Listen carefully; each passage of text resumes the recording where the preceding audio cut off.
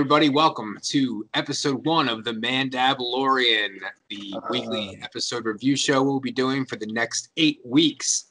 So without further ado, we'll get into introductions, and we'll start with owner and proprietor of Access Cannabis and also master crafter of the miniature and minuscule, Wayne Fort.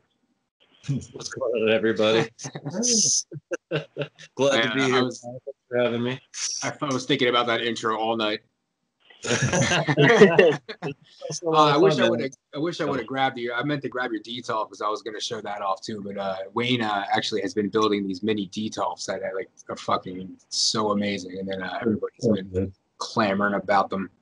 So hit him up at Wayne Fort on Facebook if you want to buy a detolf, a miniature 1/12 scale detolf. Are they 1/12 scale? You call them that, right? They're right about 1/12. Sorry. And Wayne's at work right now, so he can't smoke at work. He owns a pot store, so it's not like something that would be crazy. But I guess it's just common courtesy at this point. It's not legal, And it wouldn't be encouraged for the employees either way. So boss is getting high and recording a Star Wars podcast while we're working. Great. All right, moving on. We have from Detroit, Michigan, Nico Tronis. Yao Ming, ding-a-ling, what's happening? Nico is a fantastic photographer and artist. You check him out at Nico. Is it at Nico Tronis on Instagram? And he got some awesome pics. Some have been recently featured. Yeah. And what did you hit? What was your milestone you hit on your subscribers recently? I just hit like 1,600 followers or like a little over that now on Instagram, and just like, it's crazy. It's so cool though, but it's crazy. It's awesome. You're blowing up. I'm on the come up. Wait till I finish. Give me a year or two. I'll be up there. And then from the Colorado Rockies, we have Christopher Sturm. Shake and Bacon. How's everything out in the Midwest? Is Colorado the Midwest? No, it's a little bit west than the Midwest, but West. I'm the Midwest. Actually, it's more like top west, right? It's not really. I don't know. I haven't looked at a map. You're almost in the Midwest. I'm on the East Coast, but I'm more Midwest, I guess, than Chris is. Yeah. I should know because most of my family lives like right next door to Chris, so I should probably know where that is. Nico, what are you smoking tonight, by the way? I got some THCA crystals or diamonds or whatever you want to call them from the dispensary. It's Detroit Herbal Center is the spot that I got them at, and they're pretty tasty. They get you nice and lifted and make you feel like a sexy little flamey boy. Oh, by the way, I should probably describe the premise of what we're doing, and we're just gonna we usually do like dabs or smoke and then talk about like a subject, but we're gonna be doing just the Mandalorian episodes this week, sharing our love of nerd stuff and also our support of the miracle drug marijuana, miracle plant, I should say, not miracle. It's not a drug. It's a plant. And Chris, what are you smoking today? I've got some Clear Creek extracts, and it's some shatter. Ta-da. And it's called Underdog. Yeah, money was a little tight, so I went with the shatter versus the live reds this time around. All right, man. It's all good. Whatever gets you lifted, gets you lifted. It works. It's good. I'm liking it. It's been a while since I've actually had some shatters, so it's like a little bit of a fucking, it's like a, pitcher throwing a changeup. Yeah, for sure. Yeah. What do you say? I actually do have some dabs, but I'm going to smoke flower tonight just because I have some stuff I want to do after we're done this, and I don't want to get too ridiculous. So I've learned that I can be a little more productive if I take a couple rips off the flower than I can if I do a dab, and especially if I have some reading and stuff to do. So I'm smoking my favorite company, Cresco Labs. And this is a hybrid of, it's called Chunky Diesel, and it smells delicious. So without, I don't want to keep saying without further ado a bunch of times, but anyway, let's fire it up. This is way. Oh yeah, everybody has their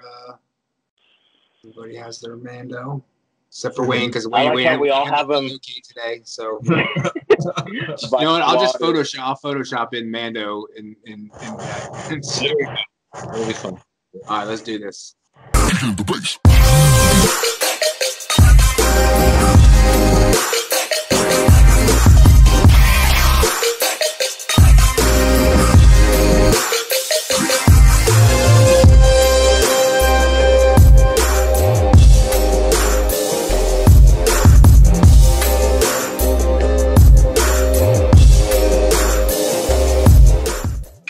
All right, guys, let's get into the episode. We're just gonna kind of like go through it. The episode, like you talk about what happened and little Easter eggs that everybody saw. I had some notes. You guys don't have to, but maybe in the future, if you want to, when you do like your second rewatch, jot down a couple notes or something. It'll be fun. So rewatch. We started off the show. Very similar to how the first season started off, with a nice like kind of solo scene with like him and going into some like room and kind of like doing like some Mando shit, like do Mando shit. Exactly. So what planet? Do you guys remember what planet they were on, or do they say? They haven't said. Yeah. So like I kind of wonder if it was Lothal, because A, all the graffiti on the walls, and B, like we didn't see those red-eyed creatures that were hiding in the shadows that, like I'm getting a little ahead, but like we didn't see what they were exactly. And I'm wondering if those were just wild Lothcats. And, Yes. It could be that'd be cool. It could be someplace else, and who knows what the hell they were. Maybe they're gremlins. That'd be weird.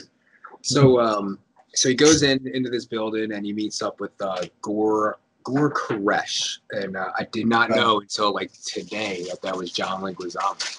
Which is fucking awesome. I love how they throw in these like random cameos. I wonder if they pick people like that they want, or if they just pick people they know are just like huge Star Wars fans and they just want to give them like kind of like Brian Posehn in the first season. Like they know he's a big nerd of Star Wars. Let's just throw him in there. Also, I guess you want to be in Star Wars? He's like, yeah. Jon Favreau's probably in that circle with all those fucking funny nerdy people. It probably means when they said you want to be in the Mandalorian, and you want to be in Star Wars, because like if you'd said to someone a few years ago, do you want to be in Star Wars? They'd probably be like, oh, you know what? I'm going to go ahead and pass on that. We'll try. Cool. They would probably send them a singing telegram, and it's like the girl from Frozen dressed like a Mando, and they're just like, do you want to be in Mando? Goes from there. So yeah, John Leguizamo. Again, some Mando shit. I love the fucking wherever I go, he goes. Yeah. My buddy reference. Yeah, classic line, dude. Yeah. I'm surprised they actually put that line in the trailer. Yeah, that would have been nice if they had hidden that. I'm wondering because Gor Koresh or whatever his name was, he actually said his reply was so I've heard, which kind of makes me think that now like people are hearing about this whole thing, which I thought was weird, because I thought they were trying to fly under the radar. So like Mando and this green alien, unknown magic sorcerer alien, everybody's kind of knowing about him, which not good for him. I'm gonna throw out just a wild, womp rat's tale of an idea that perhaps the Empire or the remnants of have like sent out feelers to all the underworld parts of the galaxy, and just anywhere they think there may be some scum and villainy that maybe wants to try to take out a Mando, but obviously where he might pop up. Yeah, that's not bad. I mean, it's like a nice. Obviously, it seems very obvious that would be something they would do. I think we'll get the answer to that question, and probably. I don't think. And maybe we're jumping ahead, but I don't think that he dies at the end of that scene, that exchange. Even though They hint that the creature close in on him, and I think he gets a really good scare out of it. But I think we're going to see him again, and I think that's a couple of different reasons based on what he said, especially based on the fact that he said that he's in possession of some Beskar. I think that's going to lead Mando right back to him at some point to say, "Hey, hand that over." That's right. He did say that he collected it. Yeah. So, we find out that what he's looking for is information on other Mandalorians, so he can reconnect with his underground network because he's trying to. I like how I keep saying, "I've been quested to find the child's home world." It's so dramatic. Well, and the inevitable occurs, and they try to turn on him, and he just completely destroys them all. That was a really amazing opening. It's a really good way to set the tone for the whole episode. I liked how he's got all these guns pointed at him from all these angles, and he still is like, "Tell me where they're at, and I'll let you live." He's like, "Damn, dude." It was fucking. The one thing that kind of got me, and Wayne, I'll let you jump in as soon as I throw this out, is that the armorer warned him that the whistling birds are a powerful ally, but they are very rare. We've seen him use them twice now, and not that I'm undercutting his use of it, because quite frankly, it's a brilliant use of it. You've got 5 different guys with guns pointed under your helmet at your neck. What's a more perfect way to take out all the motherfuckers in the room? But totally. So wrist, let them fly. Yeah. He used them early in the last season too. Whistling birds is like a euphemism for wrapping up. Well, dude, maybe. But if you remember, at the end of in the last episode of the first season, he did restock everything. That's true. He was going with the full load there. Get it? I wanted to give a shout out to the Gamorreans' weapons that they were using. Those axes that they had were freaking awesome. I don't know if that force, that repulsion that they made was a product of them swinging it, or is that something that just, I don't know, but it was neat. It came off as a really cool effect. I really thought that whole fight between those two was actually really good and well done. Yeah. They never used those axes in Jedi, so you don't really know what to do. Yeah, I think that's the really cool thing, because those were vibro axes, and we've never actually seen them in action before. So boom, we're literally there's so much canon Star Wars that they were just we're not just gonna give you a show that you love, we're gonna teabag you with love. And it's you're a house on Mischief Night, and then the Easter eggs are just being thrown at you. It felt like it was tough to keep up at times. I felt there's more going on the screen than I feel like you can even keep up with. There's just just tons and tons and tons of information. Actually, like you said, that's why we have Nico. Catch all that shit for us. Yeah, actually the graffiti that was on some of the walls, there's Darth Vader, there's C-3PO, R2, there's stormtroopers, there's snowtroopers. I don't know if Luke was there. That'd have been cool. I think Chewbacca was on the wall. And that's the thing. It makes me wonder if we're going to find out a certain female Mandalorian is the one that painted these graffiti murals on these walls, because that's what I speculate, is that planet with Gore is Lothal. Yeah. It might not be. It might be, they might pull it out of their ass and just be like, oh no, that's Skandar Akbar 7. Yeah, that's a made up name. Yes, it is. You got me.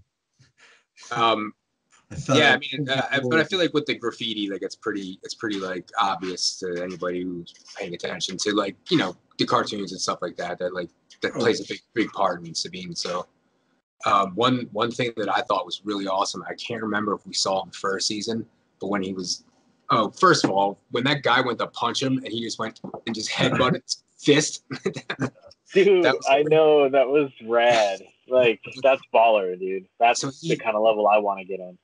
He had the one guy, and he like pushed him up, and then he did like this fucking like Baraka, like Assassin's Creed like arm blade that came out of his armor, and then he stabs him, and then he throws it back behind him and gets another guy. Like that was.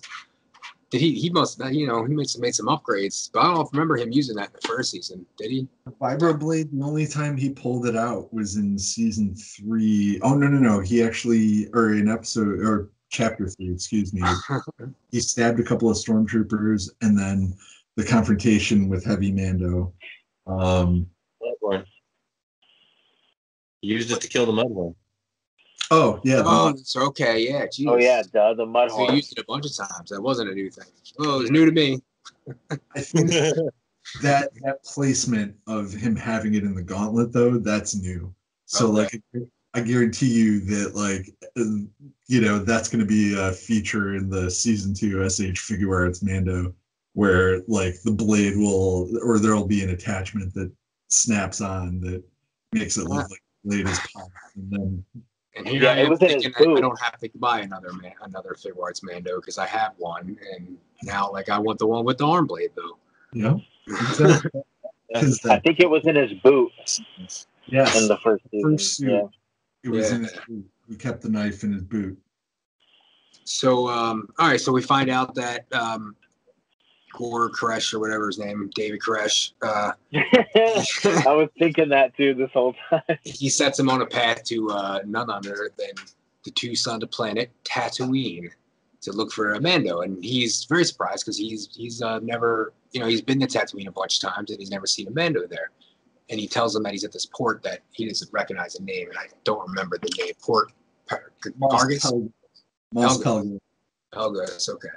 And so he heads over there and shows up at none other than Amy Sedaris' house or shop, which was awesome. Yeah, she's so cool. I like her. It was big. I like Strangers We Can. He was awesome, and it's cool to see somebody.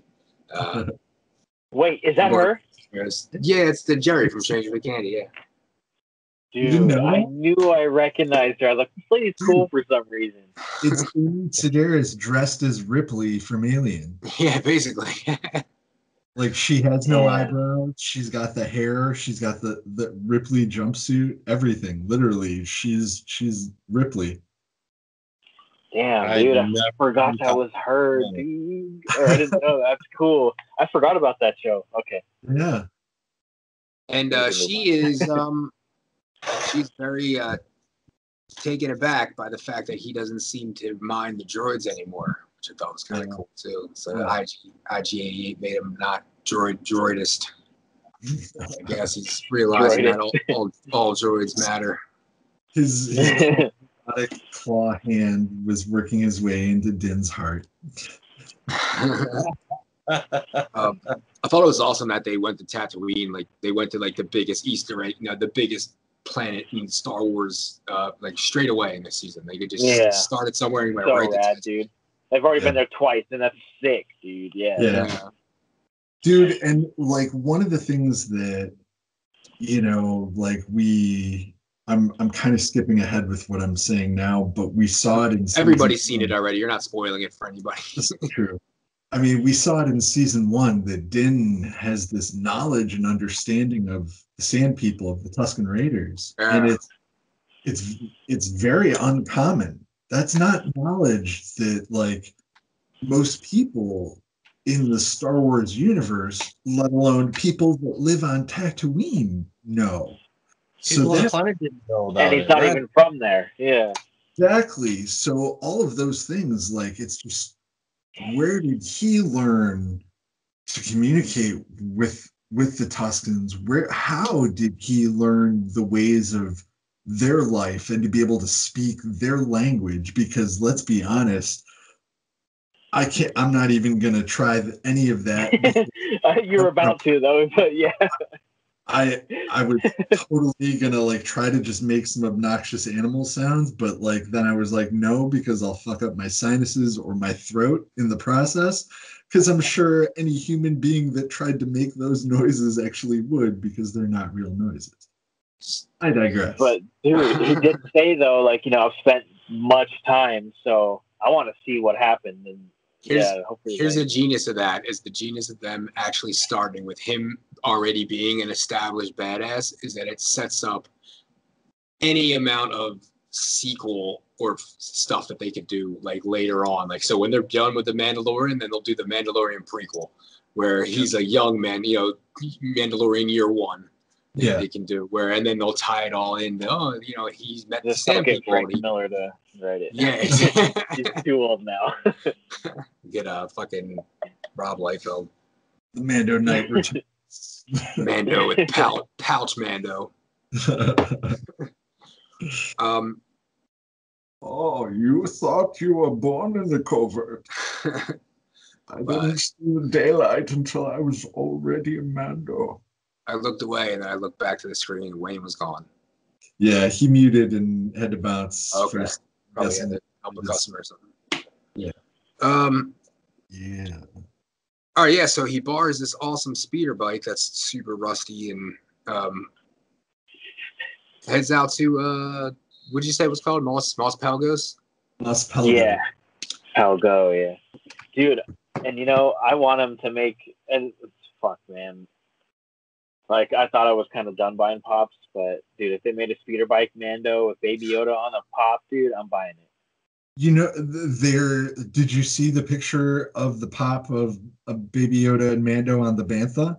Yeah, I did see that. That was cool. If they're doing that, you know they're doing him and Baby Yoda on the speeder bike, too. Like, that mission fleet thing, that's that bike. Yeah. It's like a little squat like speeder. It's not like long and sleek. It is. It's more shaped like a bike.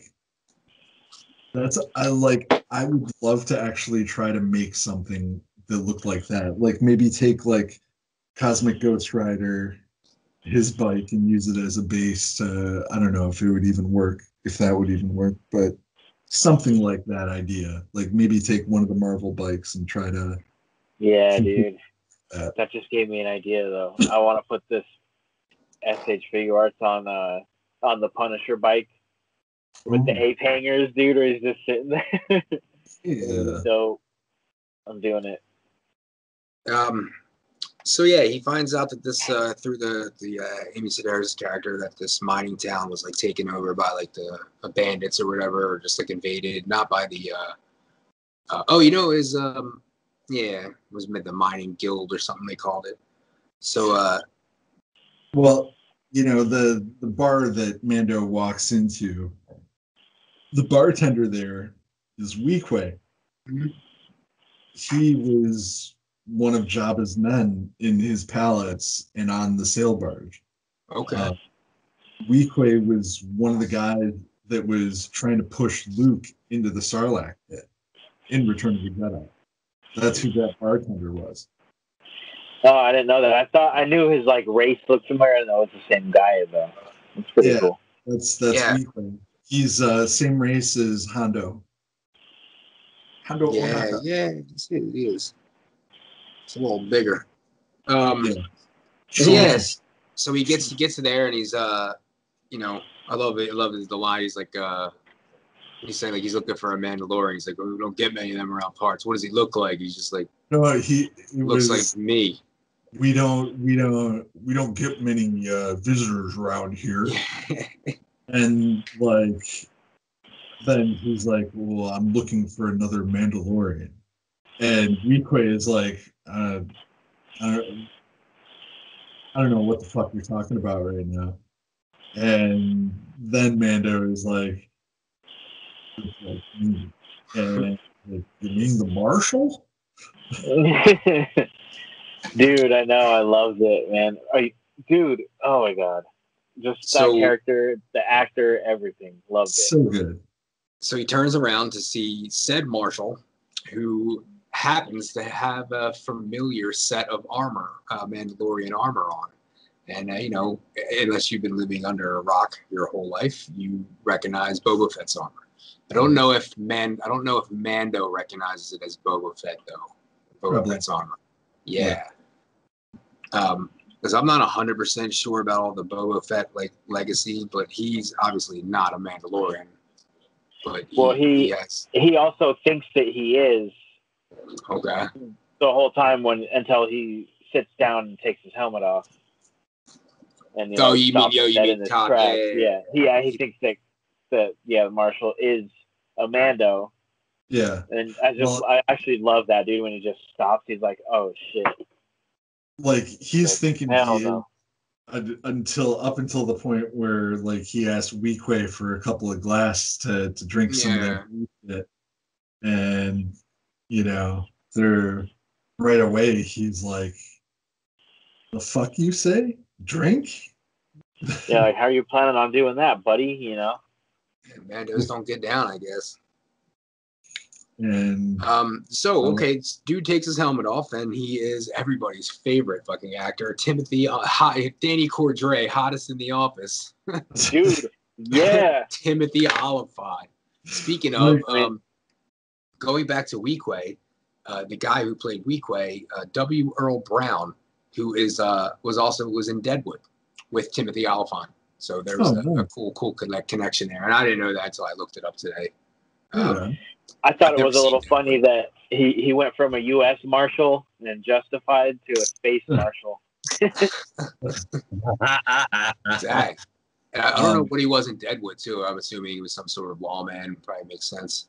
Like I'm just gonna outright say this. He is too good looking for Star Wars. Like he certainly is. Acting, like even the hair.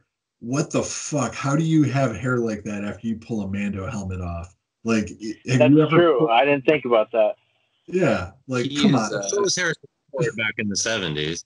He is the hottest in the office for sure. Yeah, because like Harrison Ford was like a really good looking dude back then too, but he was like kind of like a rugged, rugged, like you know what I mean? He's like in a different way.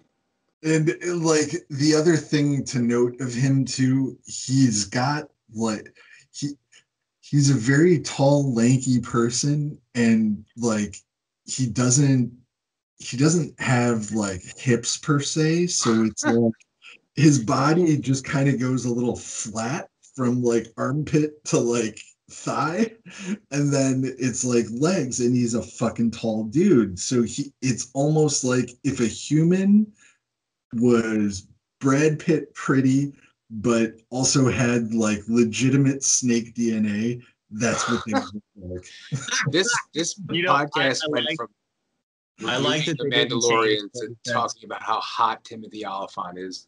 I like that they didn't change Boba Fett's armor on him. That you could see, like the first scene when the camera pans over to him, when that Weequay guy says, "Oh, you mean the Marshal?" And the camera pans over and it shows him in the doorway. You can tell that the distance between the bottom of the helmet and the top of the chest plate is a lot further than it was on the original, guy wearing the armor, that it didn't fit in the same way that it fit Boba Fett, like clearly. Like, yeah. They did modify the armor for him to look, you know what I mean? Like all that visible, like red shirt underneath. Yeah, like a lot of red shirt poking out is what I mean, for sure. Now, the bartender, when they called him Weequay, that's the race, right? That's not the guy's name. Oh, that's the guy's name. That's the same guy from Jabba's Palace. The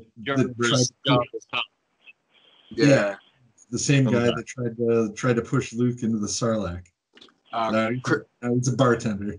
Chris, I think I cut Chris off a minute ago. What were you trying to say before I was talking about Timothy Olyphant's hotness? I wasn't gonna say anything. I don't think.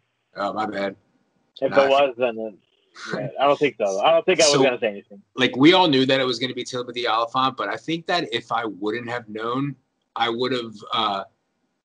When he picked up those glasses and just the way he walked to the bar, I was like, that's Timothy Olyphant under that fucking mask. He walks like you said, like he's got like a snaky, like smooth, like. See? Yeah. That's what I'm saying. Just like there's one other guy. There's one other guy that could have been walking that way is Walt Goggins. Yeah, the other guy from. Funny enough, the other guy from Justified. Yeah, and they're both so alike, dude. But yeah. I love that dude so much. He's so great. I'm sure it's only a matter of time before he pops up in Mando too. Yeah, I won't doubt that. In there, man. All right. So anyway, he gets to the table. I mean, good God. Yeah. You heard it here first. So, I mean, honestly, his character was funny, and the whole point of having Bill Burr has got to be that there's got to be a planet of entire people that sound like Bill Burr. So, like a space Boston. Yeah. Loud Boston ginger. Space Boston must exist. Space Boston. If Bill Burr exists in Star Wars, Space Boston. Can you imagine a bunch of fucking Space Patriots fans? That's the worst. Tom Brady, yo.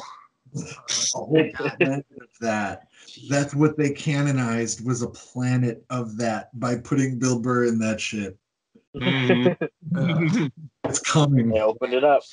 Nitwits. Sorry to anybody listening or watching from Boston. We love you. We just hate your football team. It's going to be in STON. Like ST, like dash. Yeah. Funny enough, here -N. Denver Mile High Stadium is the only place I think where Tom Brady doesn't have a winning record. Good fucking. He always loses when he comes here. Shout out to him though. I mean, he's an incredible person. He's just a douchebag. All right. So anyway, yeah, dude, it's Timothy Oliphant, and we come to find out that his character is called Cobb Vance Refrigeration. Vance. I know. I was doing the Office thing. Yeah, he is actually not a new character. He was in comics, right? The books, the actual books. Was his character the same? Was it like the same? Pretty much. Yeah, it was pretty much like they may have changed like how it is that he got the Boba Fett armor, but I think the premise was similar. That it was found by somebody else and he bought it from them, and did it as a way to protect the town, because after the Empire fell on Tatooine, as we saw in the flashbacks they showed, there was the mining guild that tried to take the town over, and it effectively did try to make the entire town slaves. Yeah, shit got real. How amazing was it to see this perspective of, like, it was like watching like a video of like a bunch of guys watching the Super Bowl at a fucking local bar. They're all sitting around the fucking bar watching the Death Star blow up, and they're like, yeah, it's so great. It's like they're kicking a fucking extra point. Like, yeah. And they keep replaying it exploding. You got like CNN, space CNN, little ticker at the bottom, like Empire falls, breaking news. It was such a really cool thing to see. Like there's some perspective of it actually happening in real time. And I guess somebody during that whole battle, there was some sort of camera crew out there filming, and everybody was watching it on fucking Tatooine. Which, was fun for CNN, dude. It actually shows that in the Battlefront 2 game, at the beginning of the campaign, you're playing as Iden Versio, and her squad mates are running through the forest on Endor, and they're like in the middle of talking, and they look up and the Death Star blows up. Oh, that's awesome. And you're like, oh shit, and it like gives you the timeline of where you're at in the game. And, that was a really good. Dude. Yeah. I'm really glad they threw that campaign in there. Like, there were people that complained about it, but it was a lot of fun playing through the campaign, the campaign part of that game. I just didn't like because the first one didn't really have a campaign, and I really wanted to. Yeah, and it was fun to play through. I liked it. So, Mando's none too happy with this seemingly strange fella who's not a Mandalorian having this armor, and really, really awesome, tense standoff that they had. I like the fact that they made fucking Bob Vance. Yeah, Bob Vance. So this is the problem with making up fake names for people, is that it makes you fuck up and never remember real names. Like we have this a lot with third party Transformers. Like I can't remember the guy's Transformer name, and I'm like, oh, it's like fucking X Transbots Klaatu. Yeah, like, what's his fucking name? Yeah. He doesn't back down. He's like, seems like he's ready to like go toe to toe with this fucking badass Mandalorian. Not scared at all of him. Thought that was pretty cool. Yeah. So, yeah, that was tense, dude. Yeah. When the reaction that Din Djarin has when he takes the helmet off and sets it down. Because, I mean, you got to figure he's asking for 2 cups that, well, he's going to share a drink and you have to take your helmet off to drink it. But he kind of doesn't put 2 and 2 together until he actually does take the helmet off. So here's the other. It was so great. We have yet to learn this, and I think we're going to learn this very soon, like possibly in the next episode. That not all Mandos keep the helmet on at all times. And I think that's going to be something that he's going to have to come to terms with, that there are different factions of Mandalorian that don't hold to this is the way you keep that thing on at all times, every day, all day. Yeah, I mean, we know that. What's their name? Take her helmet off all the time? They all do. Right? All the Mandalorians we've ever seen have taken their helmets off constantly. Yeah. So, that must have been something that happened after what we saw in the Clone Wars, after Maul was apprehended, all that. Or it's just maybe like the shame of losing, or so, I don't know, some weird thing like that that can make it. Yeah. But also, it could just be whatever his faction is. That's the kind of credence that they hold. Exactly. Well, and that's the thing too. Because Revan, when Revan put on the Mandalorian mask, he swore the creed to never remove it until he accomplished his the goal that he was out for, and never did. Right? I mean, he wore that under the same type of. Revan was like thousands of years before. Yeah, his customs could have changed. It could be something like that. I honestly think that this creed comes, I mean, as much as you say maybe it comes after and everything, honestly, I think it comes from way before. I think it's an ancient Mandalorian creed. Like it's an ancient. But like they went back to it or something. Traditions or something, yeah. Right. One of the things we know is that Din was rescued by Death Watch. And Death Watch were the Mandalorians that sided with Maul. They were the Mandalorians that were all, a warrior's death. We want to die in battle if we're going to die. Yeah. And then we'll continue to fight until we do die in battle. It could be something like that too, because, Maul kind of fucked them over. So like they, obviously they were the bad guys in the show, but they were siding with it was kind of like a thing where they thought that they were doing the best thing for Mandalore. And they could have, that could have happened after Maul fucked him over, because he just was like, Maul, we need backup. And he's like, no, I'm leaving. Die well, Mandalorian, and then just peace. Yep. It could be like shame for throwing their hat in with some douchebag. Damn, that's a good point. I never thought of that.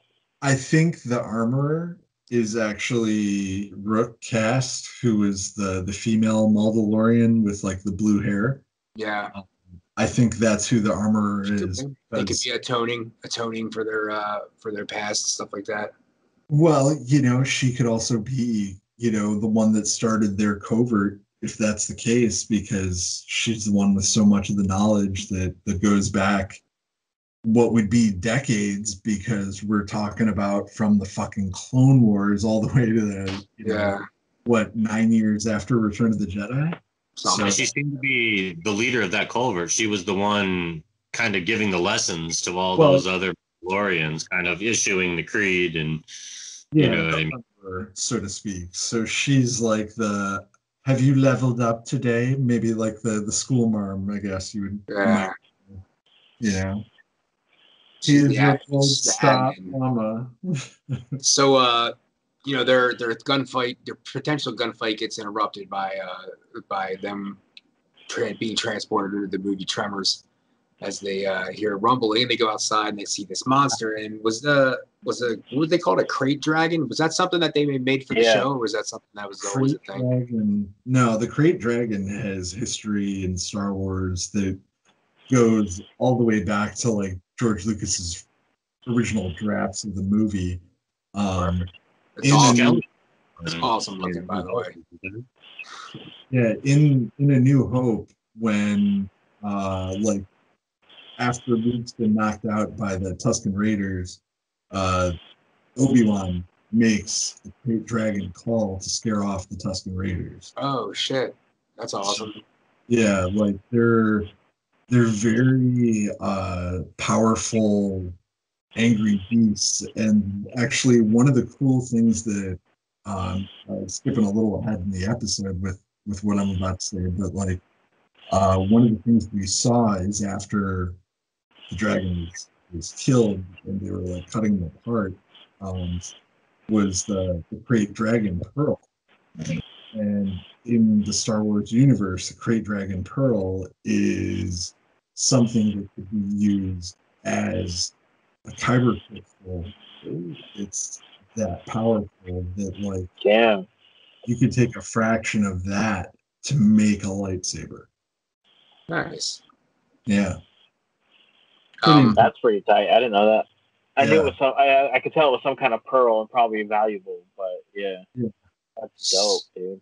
So with him realizing that, they kind of like strike this little bargain where he says that he'll gladly give up his armor if he helps them kill the Krayt Dragon, which would save the town. So I guess he feels like if he has the town protected, he doesn't really need the armor as much anymore, or it's just a bargain that he's willing to do.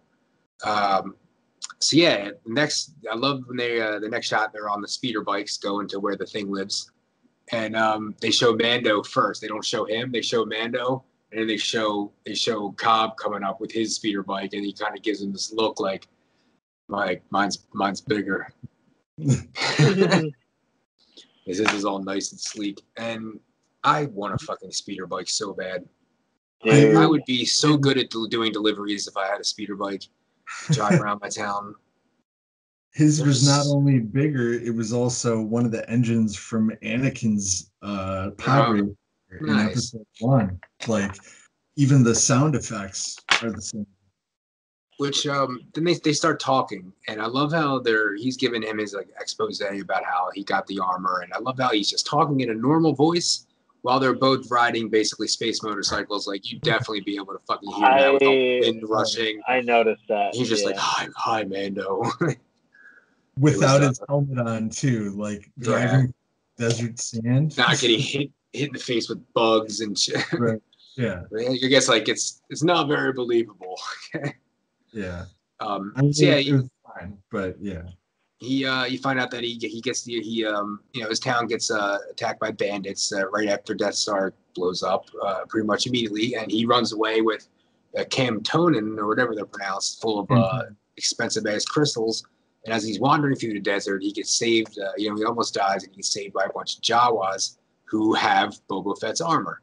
And he ends up buying the armor, going back to the town, and just laying waste to all of them. I love how he does the fucking, he's shooting them all or whatever, but they're all running away, and he does like the, and then he ducks down, and the missiles launches the entire. He wipes all those dudes out. It's just it goes to show how just putting on a set of Mandalorian armor.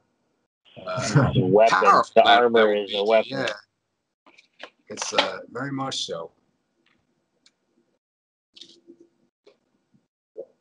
Sorry. So they get to where this Bantha lives.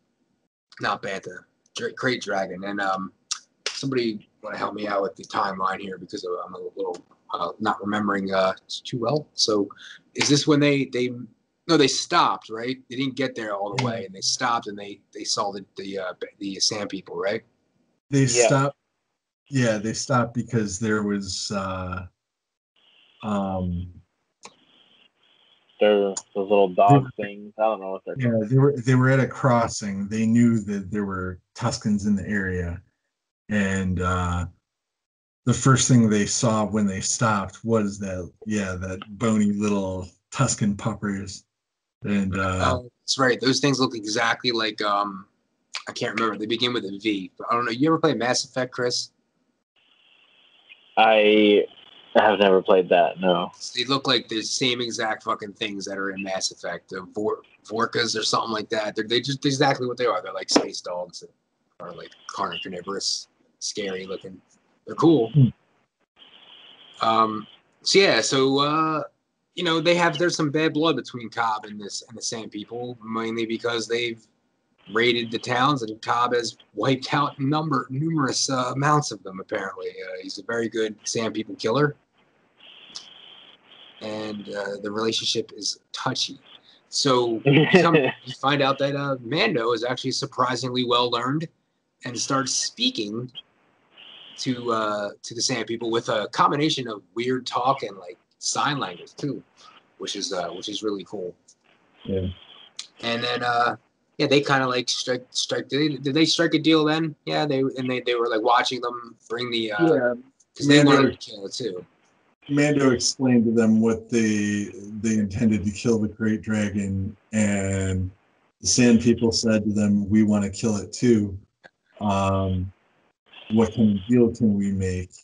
And it was basically a pact made that they would help each other kill the dragon, and that they would never raid their town. They would never bother their people until one of their people bothered their people.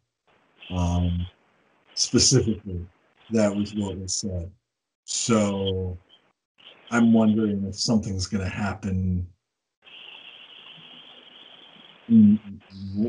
Well, we'll come back to that. But, they did specifically mention that. Like, they could have just said, "We won't raid your town again," but then they had to add in the part where it's unless you guys do something. But we'll see.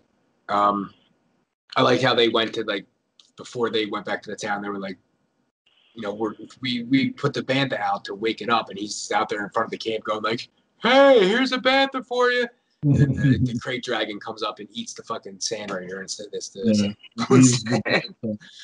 oh, this isn't working anymore. The problem. This episode was very much reminding me of like old. I mean, of course, it's like in a western, but like old westerns with the townspeople and the Sand People were kind of like representing like the Native Americans. So there's they kind of don't mesh well, so they have to kind of like find common ground and fight this other enemy. And Cobb Vanth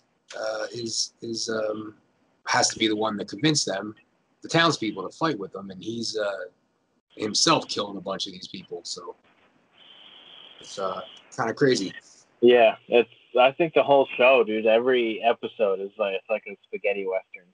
Yeah. Great. Yeah. So after that, they I guess they kind of decide that they bring up this plan with the belly. Am I skipping over anything? By the way, they go back to the town, right? And then they convince everybody. And they get together and then head out and start digging. So their plan is to basically bury a bunch of fucking explosives and lure it out, and then kill. I love how in their plan they just sacrifice so many of the like we can't kill any of the townspeople, but because they're human. Like I'm just saying, like the producers, but like we can kill so many of these Sand People because they're just aliens. Yeah. Like we'll just sacrifice all of them. They're all faceless. They're all wearing masks, so you can't really feel too humanized to them. Yeah, it's not like you're seeing a mama Tusken Raider with a baby Tusken Raider sucking on the titty. Yeah. It's, they always come back in greater numbers too. By the way, when they were hanging out with the Sand People when they first met them, they were basically smoking a peace pipe. They were passing around a pipe with some OG Tatooine Kush. Yeah, some fucking bubble hash. Like a ripe ass tomato. He was like, "You're supposed to drink it." Oh yeah, that's right. She'll get you high. Drink it. It's like fucking ayahuasca. This Tusken shit will fuck you up. So yeah, what's next? And they go and they're trying to execute this plan, which of course goes awry. It goes to shit, which obviously it would. I can't remember exactly what happened. Oh, that's right. It kind of like we realized what was happening. It kind of was going to retreat back into the cave.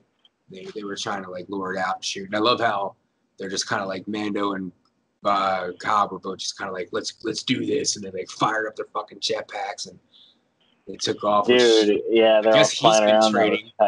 Mando's obviously been training, and I guess Cobb he's had the armor for long enough where he just knows how to work that shit, or he's just a badass himself. Well, like, I did find it funny that so many Tuskens like grabbed onto the rope. Like, what are you gonna do, dude? Exactly. Like, let go of that fucking rope, bro. they kept launching those arrows into the dragon, and I'm just like, what do you hope to do by holding on to this giant rope with this thing that's stabbed into this beast that's right in front of you? I guess it's Yeah, like have they never seen Jaws? You know? I mean, shit. Yeah, and then came the acidy spit. Oh, that's right. Oh, that was so sick, dude. Yeah. So gnarly. Like, and we've never seen anything like that in Star Wars either. And like, so to see that, like, to literally, I mean, pretty much mostly Tusken Raiders. I don't know if any of the townspeople got like acidy spitted, but I think a couple. I think I saw a couple actually. Yeah, I think there were a couple, but like they made it so quick that like they melted right off the image. But dude, just so dope, so cool the way the whole scene played out, and you know, having that bantha with all the last of the explosives inside of it, and then trying to get the dragon to come at Mando, and him, like telling Cobb, "Hey, take care of the kid." And Cobb's like, "What? What are you gonna do?" And he's like, "I don't know." And then whacks the fucking jetpack and like sends him flying, just like Han did to Boba in Return of the Jedi. Boba Fett. Boba Fett. Where? It must be. God, I love it. There must be something like visible to Boba Fett's jetpack to like Mandalorians that like they could look at it and know to just whack it the right way, and that thing would fucking fire off. Big red button on the side. Yeah, that could be too. But like I win. The way that he like set up the bantha to be swallowed, and then you see the dragon just like swallow him and the bantha up whole. It's just like, oh shit, dude, how's Mando gonna survive? Dude, I know. I looked over at my girlfriend. We were watching it, and I was like, "Well, that's it. Now it's gonna follow him for the rest of the series." It like pointed back to Cobb Vanth, dude. Right. Oh man, I would be pissed. Yeah, that would have been whack. But no, that was crazy. Yeah, then you see the dragon burst out of the sand again. And I know what I wanted to mention. I loved how they going back a little bit when they're coming up with this fucking plan with the sand people, and they have like a little diorama of how everything's working, and these two reminded us of fucking like super nerds. Like, we're all nerds, and we're all looking at toys, and they're like, "That's not to scale." It's like, yes, it is. No, that's not the scale. It's 1/12. We're looking for 1/4. I know, he looks over at them and looks back. He's like, "It's to scale." I'm like, dude, I know, that was so tight. I just love their like scale. Just like a nerd. One of the other great things that was mentioned in there too was that, like, Vance saying there's no such thing as an abandoned Sarlacc pit. Yeah. And Mando coming back saying there is if it's been eaten. And it's just like, oh, dude.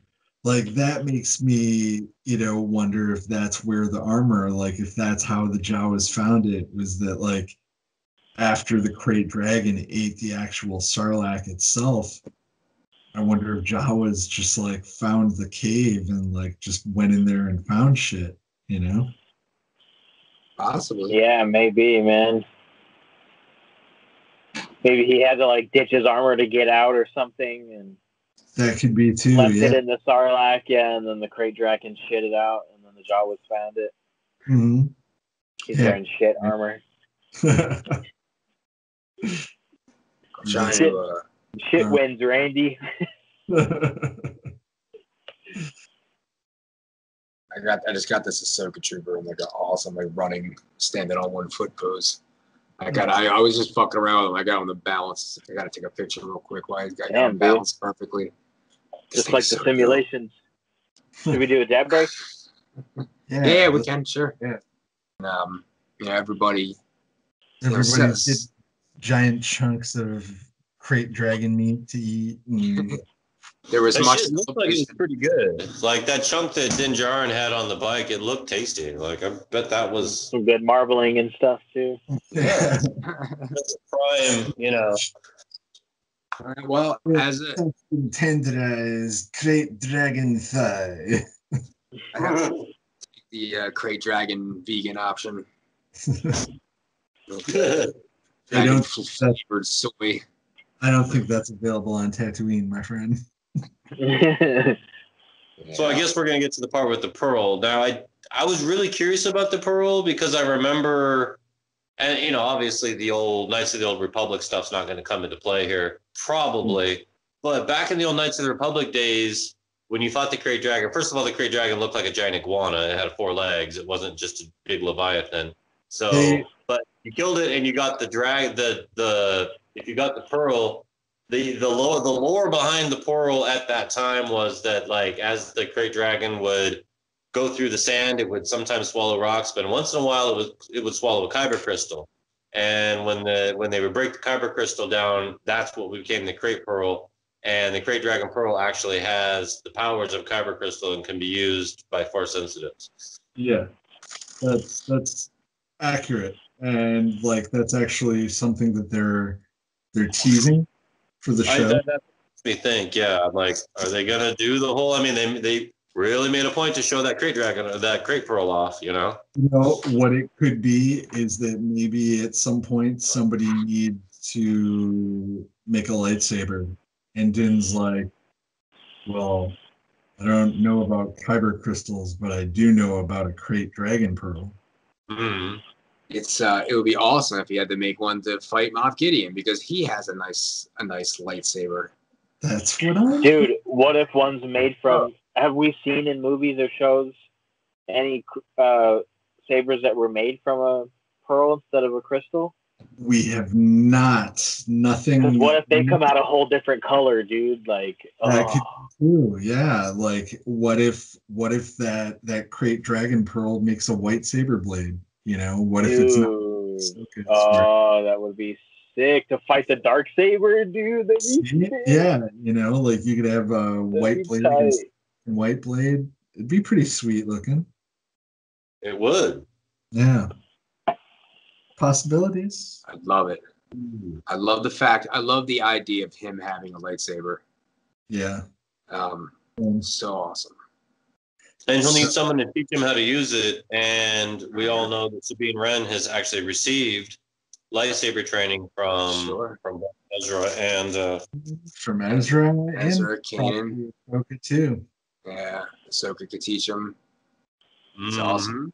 Not that he's already also a badass, like he knows how to fight, so you would think that could come naturally to him. But yeah, just give him a saber and just be like, dude, unstoppable monster. He'll kill not just the men and the women, but the children too. And practice all of them. After the revels of victory are had, Cobb Vanth he keeps his word and he gives up the armor. I was surprised. I actually thought that he was gonna pull some shit like, no, you keep it. You've earned it, like that kind of like bullshit. I kind of like how they didn't do that. He was like, nah, I still need to take this off you, bud. Oh, totally. Yeah, sorry, but you can't have this. I thought he was gonna try to like pull something and try to keep the armor, like try to bounce or like some kind of slithery snake in the grass. It turns out he's a good dude. And then, the viewer thinks that the show's over, but it's not. Dun dun dun. You see Mando riding off on that bike. We get a kind of like a recreation of the thing that happened last season, where you see this like silhouetted figure like watching in the distance. Only this time they reveal who it is, and it's none other than, somebody help me pronounce his name. Tamura Morrison. Jim Morrison. Anyway, it's basically it's Django and Bobo. It's the clone face. everybody knows the clone phase, what it looks like. They all look the same. Now, speculation. I keep seeing everybody say it's Boba Fett. Do we know for sure? I mean, we know that Boba Fett's going to be in this show. I think that was confirmed, but this could be literally any person that's a clone. It doesn't necessarily have to be Boba Fett. I would like to think, I would assume that it is, but who knows? Throwing out a vote for Commander Bly. Wow. Wow, really? Nobody laughed? That was no, it's fucking Boba Fett. Get out of here. We just saw him watch Ando drive off with his armor, and he turned around looking like melted ice cream. And like, obviously, that has something to do with like the Crate Dragon's acidy spit. So I'm guessing maybe the armor protected him for a while, and maybe he was swallowed by the dragon, but like it was probably burning through his suit, and he had to take it off, and he took it off and had to escape.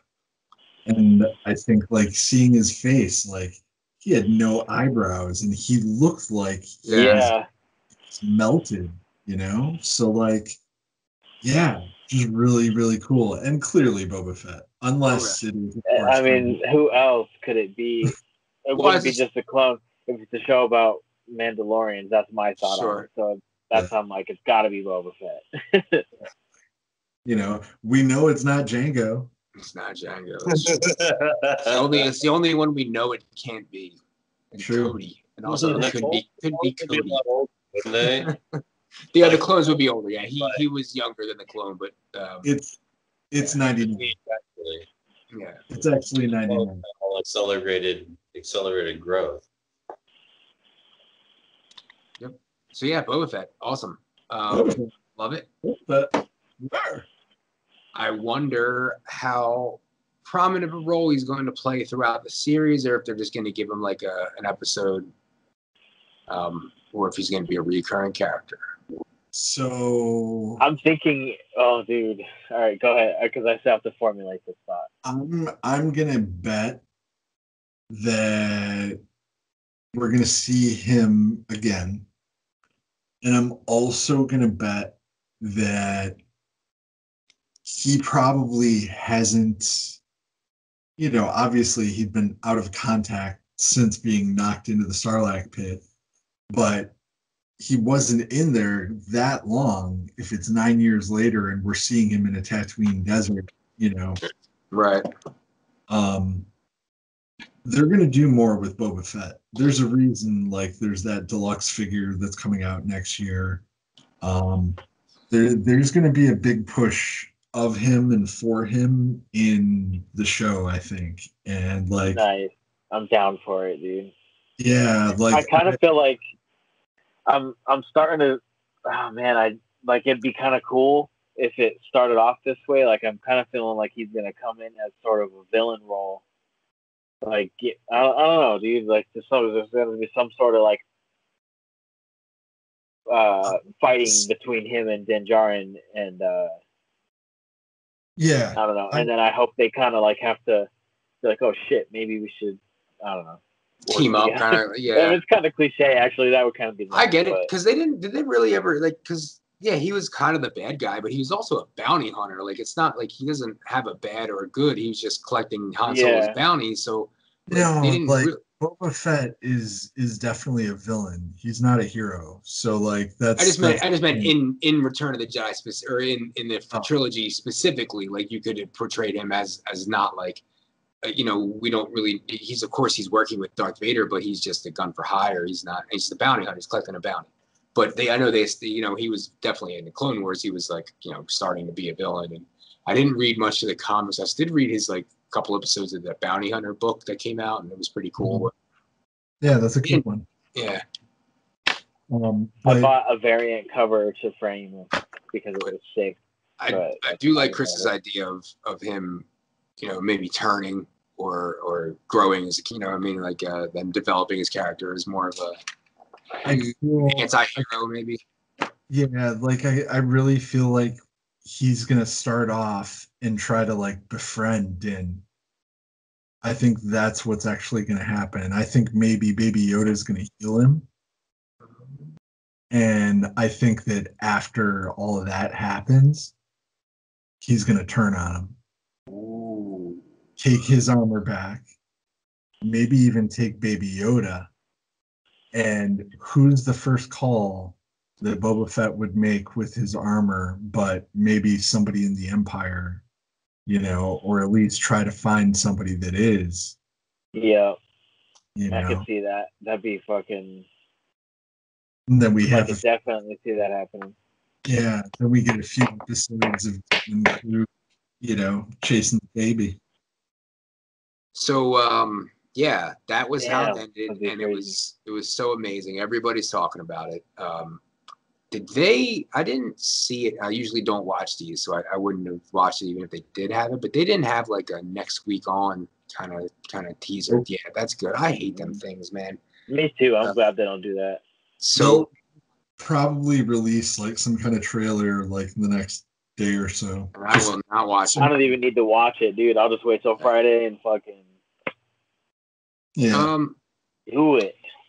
So yeah, and I can't remember too. Did he get any next clue onto where he's headed next? He's headed back to the ship, baby. Right. We know where he's headed, but I mean, like, where as far as like his quest, like he doesn't have any leads anymore, right now. Not yet. We don't even know if he's left Tatooine, so that's true. Yeah, but I mean, as far as we know so now, I bet you in the next one. No leads. Yeah. I wonder how long. Like, because I honestly, from watching that episode, I couldn't really speculate as to what's going to happen next. There's nothing like I could make a guess. Show off the Razor Crest like crazy because the crowdfunding is going to end right after that episode. So it's going to be probably very heavy Razor centric. Maybe it's a flashback of how he gets space battle or something. Well, we see lots of images of it being all smashed to bits. And we also know that the droids are giving it a once-over. So we have to assume that it's going to be in really good shape come the beginning of the next episode and probably smashed to bits by the end of it. Still the Razor Crest, but like having been through or something. It showed him running from X-Wing in the trailer. Yeah, I can't wait to see that scene. And those things are fucking like OP as fuck, dude. Like, I love how this show demonstrates that, and it shows that, like, those the episode The Prisoner, when those guys are like, are those X-Wings? And like, oh shit, like, and it just took out their whole station like it was nothing. Yeah. But like we only see them in the movies go up against TIE fighters, and TIE fighters are fucking like hella built too, so it's kind of an even match. But the X-Wings just up against like any normal person's shit is like, they're fucking gnarly, dude. So that's gonna be rad. I can't wait. Vipers versus Cylon Raiders. Everybody watches Battlestar. We're talking about Star Trek. We're talking about Star Wars, all right? Battlestar Trek Galactic Wars. Yeah. 5. Babylon 5. May the Klingon be with you. That's the no. So yeah, I don't know, man. I can't really speculate as to what's gonna happen next. I know, obviously, you guys know I can't wait for the Ahsoka shit. I don't think they're gonna do that. Maybe midway through or toward the end. For sure. Episode 5. I think that's, or what would it be? Episode 14. I think that's Dave Filoni's episode that he wrote and directed. So I'm gonna guess that's where we meet Ahsoka. Who directed this one, by the way? Favreau? I think so. I think the first one. I honestly think Ahsoka's on his tail right now. I honestly think that Sabine Wren saw him, told Ahsoka, and they've been following him and will be following him for the next 5 episodes. And when he's just like, I don't know where to go or what to do, she's just going to pop up in front of him, be like, I've been watching you for the last 5 episodes. She's going to be the MacGuffin. Mm-hmm. From what I understand, pop out like Gene Parmesan. This next episode is going to be the first time we see her on the show. Sabine, yeah. It looked like from the trailer, it looked like she was in Tatooine. Yeah, I don't think she is. She's on that ship wherever that that boat. Oh, I just meant in the trailer when they showed that scene of her like in the dude, club, and I like, just love that he's like sailing that. on a boat in Star Wars. It's so cool, dude. It's just like everything's just so. Come on a they boat, make this show just like so real, but it's also obviously like totally not. Yeah. But it's like Star Wars down to earth. It is very awesome. Fucking great, dude. Yeah. So, closing remarks, anybody? Anybody have any theories or something they want to show or share out there, and then we'll end it. All I want to say is that I really appreciate The Mandalorian for reigniting my love of Star Wars after the Disney trilogy. Man, I remember a year ago when The Mandalorian was about to come out, and me saying I'm cautiously optimistic. I don't necessarily even have high hopes, and now I have crazy high hopes. And this first episode met all of them, and it even exceeded them. And yeah, thank goodness, man, because Star Wars is alive again. Yeah, dude, I'm telling you, man. Like, I'm kind of just glad Disney got their trilogy out of their system. Yeah. And like, this gives me hope that maybe they'll come in, let some directors do some directing, and make some sick Star Wars shit. And I'm down for it, dude. Like, are you saying it gives you a new hope? See what I did? And you guys see what I did? Dope. Dope. This thing is fucking tits, man. Look at this shit. The thing that really like jumps out to me is after like this first episode and it being the longest episode we've had yet, we get basically 8 hours of movie quality Star Wars over the next 7 weeks. I'm so bring every second on, and I'm going to watch it probably 4 or 5 times per episode. So that's 30 hours of Star Wars that I'm going to be excited over. Comes out, you watch it in like a day. You rewatch it, and then you got to go back and watch the first season again, and then you got to do both back to back. Absolutely, this is the way. That is. I honestly will never watch probably the Disney movies again. I will, because you guys know that I actually enjoy the Disney movies. I'm sorry. I enjoy it. I'm just saying, like, as far as go in the corner, like watch the Mandalorian stuff over and over. Like, it's Star Wars to me, just like the OG trilogy is Star Wars to me. Like, there's no argument about whether it fits or whether it doesn't. It does. It is Star Wars. Mm-hmm. I'm gonna halfway jump with Brother Kyle here. Like, I enjoy the Ben Solo story and the potential that it could have had. Good me, Chris. Let's get in the corner. But yeah, that gives. I do. Like I said, I like Rey. I like Kylo. I like the story like that and stuff like that. Ben is okay. Ben Solo. I understand people Finn, like him. I like Poe Dameron. Sorry, I do. I like Poe. Dude, it's also hard not to just like Adam Driver, dude. He's so. I love Adam Driver. The only person I didn't like really from the trilogies is Finn. I didn't care for Finn at all. He's kind of redundant. They used him in the trailers a lot to market the movie, and then did nothing. Yeah, I said that I don't hate him. I don't know. I just nothing. I had nothing in that character. I had no attachment to that character at all. Yeah. Same. We all know who carried the trilogy. Rose.